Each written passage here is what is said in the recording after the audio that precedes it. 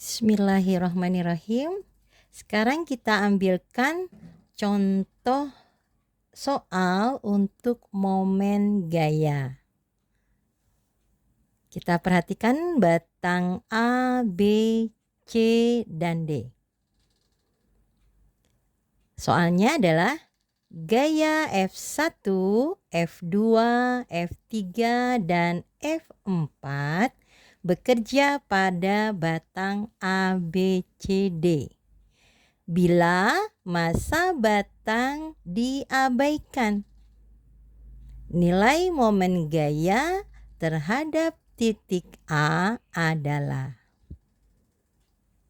Dari soal diketahui F1 ya, ini F1 besarnya adalah 10 Newton. Kemudian di sini ada F2. F2 berada pada titik B, berjarak 1 meter terhadap titik A.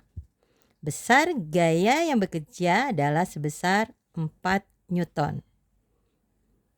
Kemudian ada F3. F3 besarnya 5 Newton. Dia berada pada titik C, berjarak terhadap titik B adalah 1 meter. Jika terhadap titik A, maka dia adalah berjarak 2 meter. Kemudian untuk F4 besarnya 4 Newton. Titik D di mana F4 berada berjarak 2 meter terhadap titik C. Terhadap titik A maka dia adalah berjarak 4 meter. Dari soal, apabila poros di titik A, maka nanti F1 yang besarnya 10 Newton, berapa dia punya lengan gaya atau L1? Karena dia berada pada poros di titik A, maka L1-nya adalah sama dengan 0 meter. Sementara untuk F2, berapa nilai lengan momennya atau lengan momen gayanya? Karena tadi adalah berjarak 1 meter A ke B, maka berarti lengan momen gaya untuk F2 sebesar 1 meter. 1 meter. Maaf ya, ini keliru. Kemudian untuk F3 yang besarnya tadi adalah 5 Newton. Berapa lengan momen gaya untuk F3?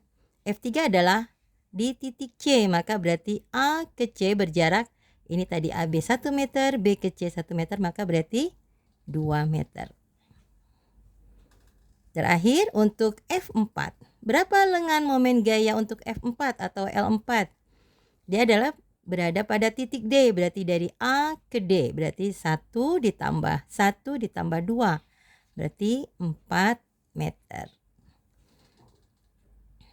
Kita ingat untuk aturan ya, pada momen gaya, jika searah dengan arah putaran jarum jam maka dia positif ya, arah putaran jarum jam. Sementara untuk yang berlawanan dengan arah putaran jarum jam itu adalah negatif. Maka tadi yang ditanyakan adalah berapa nilai momen gaya terhadap titik A, atau kita sebut sebagai torsi di A, atau kita buat sebagai sigma tau di A. Ini yang ditanyakan ya. Maka nanti kalau kita buatkan persamaan, sigma momen gaya di A atau sigma torsi A sama dengan, untuk F1 ya, terhadap titik A dia adalah, kalau kita tarik F1 maka dia akan berlawanan dengan arah putaran jarum jam, maka min torsi 1, momen gaya 1. Kemudian untuk F2, torsi untuk gaya kedua ya, gaya dikalikan lengan 2 nanti dia adalah bernilai positif ya, karena dia adalah searah dengan putaran jarum jam. Sementara untuk torsi 3 ya, dia adalah berlawanan dengan arah putaran jarum jam, maka min torsi 3. Sementara untuk torsi keempat dia adalah searah dengan putaran jarum jam, maka plus torsi 4. Maka kalau kita buatkan dari persamaan tadi, Sigma momen gaya di A sama dengan momen gaya 1 sama dengan min F1 kalikan L1. Momen gaya 2 berarti plus F2 kalikan L2. Min momen gaya 3 berarti min F3 kalikan L3. Ditambah dengan momen gaya 4 berarti F4 kalikan L4. Sekarang kita masukkan nilainya. Tadi untuk yang min F1 tadi adalah sama dengan 10. L1-nya karena dia berada pada poros maka sama dengan 0. Ditambah F2-nya tadi adalah 4. Kalikan dengan L2-nya tadi adalah 1. Dikurang F3-nya adalah 5. Dikalikan L3-nya tadi adalah 2. Ditambah F4-nya tadi adalah 4. Dikalikan dengan L4-nya tadi adalah 4. Jadi kalau kita carikan sigma momen gaya di A min 10 kalikan 0 sama dengan 0 ditambah 4 kalikan 1, 4. Kemudian dikurang 5 kalikan 2 berarti min 10. Dilanjut dengan plus 4 kalikan 4 berarti plus 16. Maka berarti sigma momen gaya di A sama dengan 0 ditambah 4 dikurang 10 berarti berapa?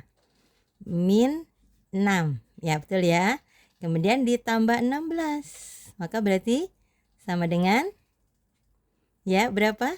10. Nah sekarang kita lihat satuan dari momen gaya. Karena tadi gaya dikalikan dengan lengan momen ya atau lengan gaya. Maka berarti gayanya tadi adalah F satuannya Newton.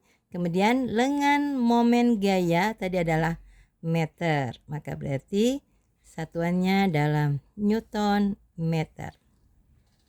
Maka berarti nilai momen gaya terhadap titik A adalah sebesar 10 Newton meter. Nah, karena tadi dia bernilai positif, kita ingat tadi untuk yang positif berarti bagaimana? Searah putaran jarum jam. Demikian, alhamdulillahirobbilalamin. Terima kasih.